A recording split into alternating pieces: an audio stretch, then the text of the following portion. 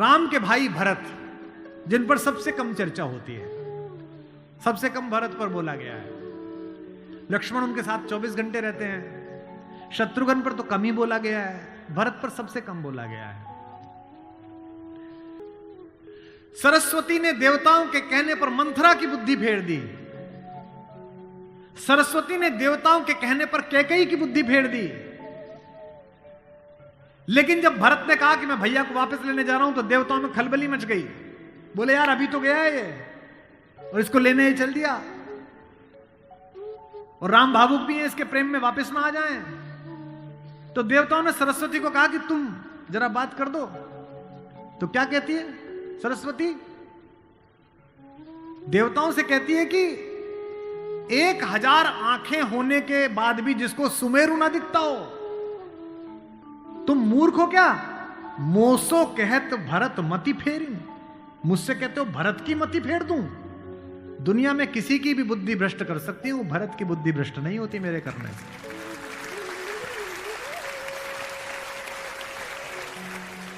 भरत जब भैया को ढूंढते हुए निकले तो पूरे खानदान को लेकर निकले। भरत ने कहा किसी की तो मान लेंगे, कौशल्या की मान लेंगे, ससुर को भी लेकर गए।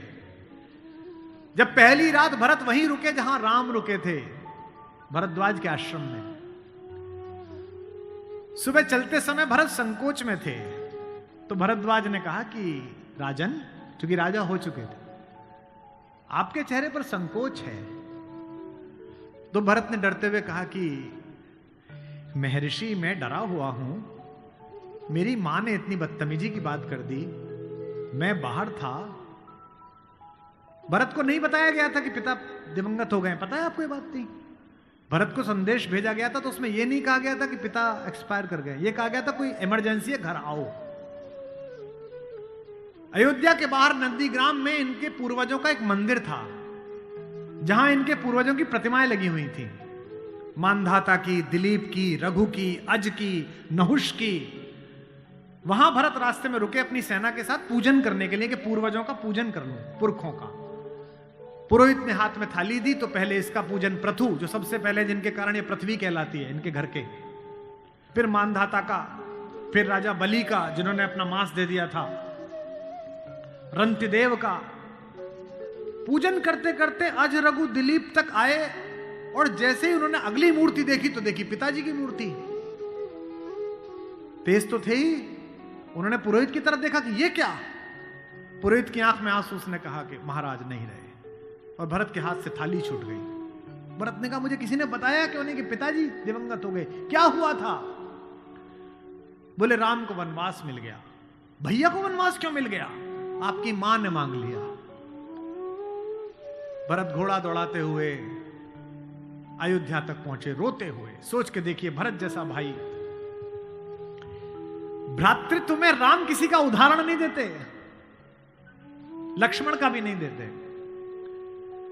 जब हनुमान को गले लगाते हैं तो ये नहीं कहते कि तुम लक्ष्मण जैसे भैया हो मेरे, तुम मोहि प्रिय ही भरत संभाई। देना हुआ है जब कोई प्यारा उदाहरण, हमने दिया है सिर्फ तुम्हारा उदाहरण।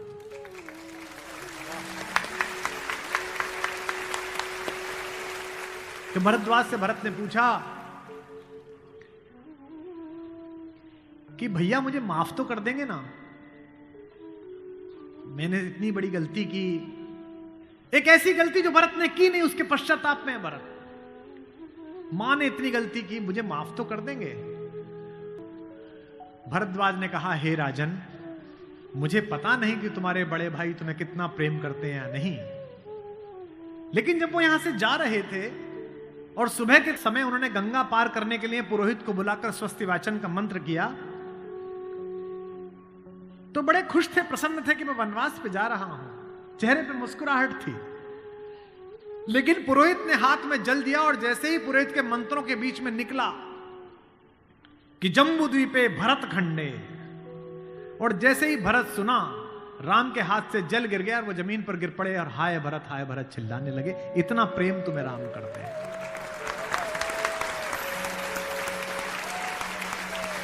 राम करुणा से भरे हुए हैं, इसीलिए करुणा निधि है। इसीलिए कहता हूं कि इस कहानी से पॉलिटिक्स सीखिए, इस कहानी से स्ट्रेटेजी सीखिए, इस कहानी से ह्यूमन वैल्यूज सीखिए, फैमिली वैल्यूज सीखिए। और जो राजनीति में लोग काम करते हैं उनसे भी अनुरोध है कि सदा जनता की भावनाएं ही सत्य नहीं होती। इस देश का पहला लोकतंत्र का मानक गढ़ा राम ने, जिसने कहा कि जनता ही सदैव सत्य नहीं है, नीति सत्य है। मैं इसको सिद्ध करके बताऊंगा अब आपको। जब राम जंगल गए तो सब दुखी थे, सब परेशान थे, हर आदमी उन्हें लौटाना चाहता था। अगर राम उसी दिन लौट आते तो सब खुश हो जाते, लेकिन राम ने जनमत का सम्मान नहीं किया, नीति का सम्मान किया।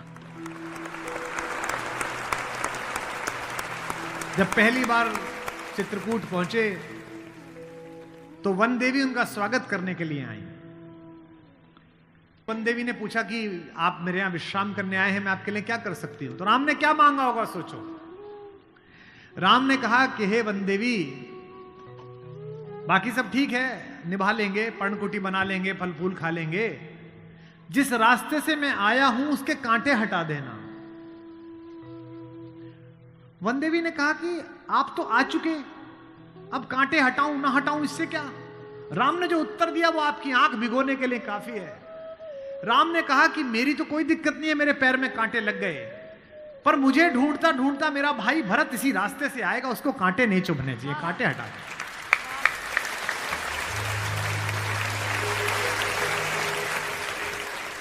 तो वन देवी को जिज्ञासा हुई। वन देवी ने कहा कि यथाज्ञा पयति महाराज, हे महाराज, आपने जो आज्ञा दी मैं कर दूंगी। एक छोटी सी मेरी जिज्ञासा है, क्या अयोध्या का राजा, अयोध्या की चतुरंगिणी सेनाओं का सेनापति, दशरथ का पुत्र, राम का छोटा भाई भरत इतना नाजुक है कि रास्ते में चलेगा तो उसके कांटे चुभ जाएंगे? राम ने कहा नहीं, वो तो वज्र के समान है, उसकी छाती से टूटकर तो इंद्र का वज्र टूट जाता है, ये कांटे उसे परेशान नहीं करेंगे। वन देवी ने कहा फिर क्यों हटा दूं? बोले परेशानी यह है कि जब उस रास्ते पर आएगा अगर एक कांटा भी चुभा तो उसका दिल यह सोचकर टूट जाएगा कि मेरे कारण मेरे भैया को इन कांटों को झेलना पड़ा है।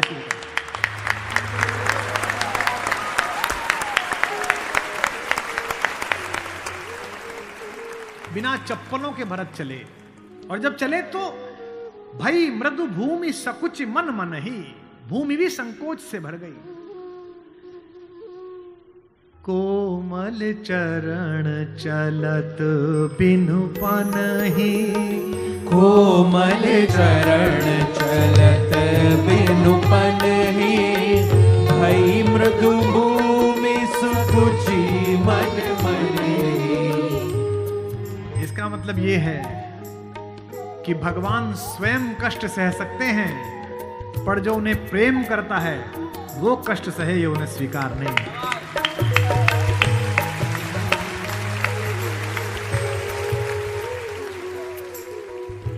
चित्रकूट में रात्रि का समय है, चांदनी खिली हुई है, चंद्रमा निकला हुआ है। ये वो पल था जहां से राम की कहानी पलट सकती थी।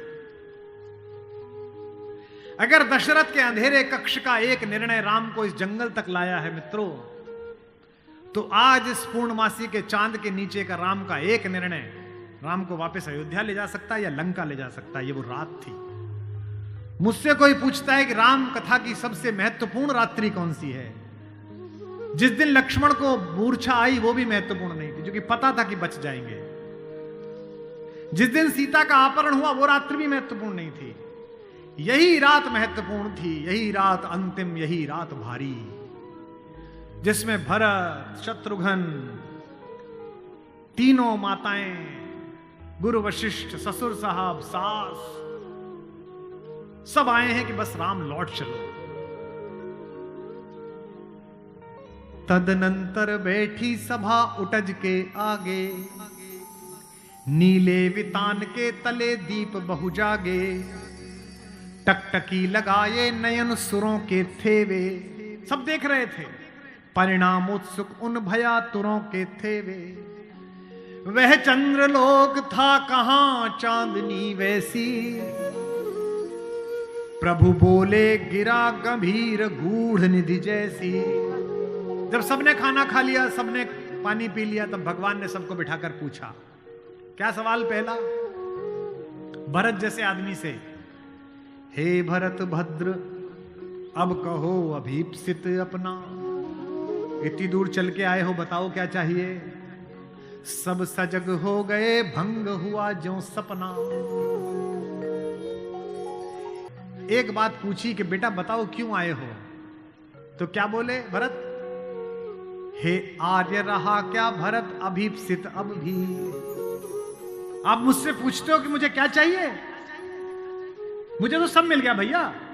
इसी दिन के लिए तो मेरा जन्म हुआ था, पिताजी मर गए मेरे कारण, आप जंगल में बैठे हो मेरे कारण, सोने के आभूषण पहनने वाली मेरी भाभी एक वलकल पहने हुए मेरे कारण, जिसके सर पर अयोध्या का राजमुकुट होना चाहिए था उसके सिर पर जटाजूट है मेरे कारण। हे आर्य रहा क्या भरत अभीप्सित अब भी। मिल गया अकंटक राज्य उसे जब तब भी। पाया तुमने तरुतले अरण्य बसेरा, रह गया अभीप्सित शेष तदपि क्या मेरा। और मैं इसलिए भरत पर फिदा हूं कि भरत इतिहास का अकेला पात्र है जिसकी गलती नहीं है फिर भी प्रायश्चित कर रहा है।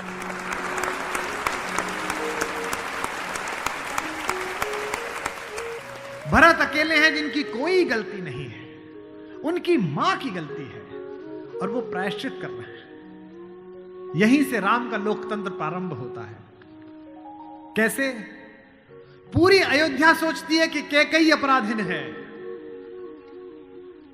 राम उस रात दो काम करते हैं। भरत को लोकतंत्र का मंत्र देते हैं और कैकेयी को स्वीकार करके क्षमा का मंत्र देते हैं। उन्हें पता था कि अगर भरत लौट भी जाएगा तो जीवन भर मां से बात नहीं करेगा, पूरी अयोध्या इनके नाम पर नाराज रहेगी। इसलिए जब तीनों माएं पहुंची हैं, प्रथम राम भेंटी कैकेयी। राम ऐसे थोड़ी है कि हायरार्की नहीं जानते हो कि पहले अपनी बड़ी मां का प्रणाम करें, फिर सुमित्रा का प्रणाम करें, फिर कैकेयी का प्रणाम करें। उनको पता था कि कैकेयी के बारे में लोगों के मन में अच्छी धारणा नहीं है। अगर देश के प्रधानमंत्री, आपके प्रदेश की मुख्यमंत्री किसी ऐसे व्यक्ति को मिल लें जिसके बारे में आपकी अच्छी धारणा न बन रही हो, तो आपकी धारणा बदलती है कि प्रधानमंत्री मिले थे, मुख्यमंत्री मिली थी, इसका मतलब अच्छा है। अगर ऐसे व्यक्ति की प्रशंसा कर दें, वो तो राम है, उनको पता है कि कैकेयी की मनोदशा कैसी है। और कैकेयी खुद कहती भी है, कहती है बेटे मुझसे जो अपराध हुआ है वो किसी से नहीं हुआ है। कहते आते थे अभी सभी नरदेही, माता न कुमाता पुत्र को पुत्र भले ही। पर हाय आज यह सुने विरुद्ध विधाता, है पुत्र पुत्र ही बनी कुमाता माता। क्या कहती हैं? युग युग तक चलती रहे कठोर कहानी, थी रघुकुल में भी एक अभागिन रानी। थूके मुझ पर त्रैलोक्य भले ही थूके, जो कोई कह सके कहे क्यों चूके। लेकिन एक बात मांगती हूं राम तेरे दरबार में, छी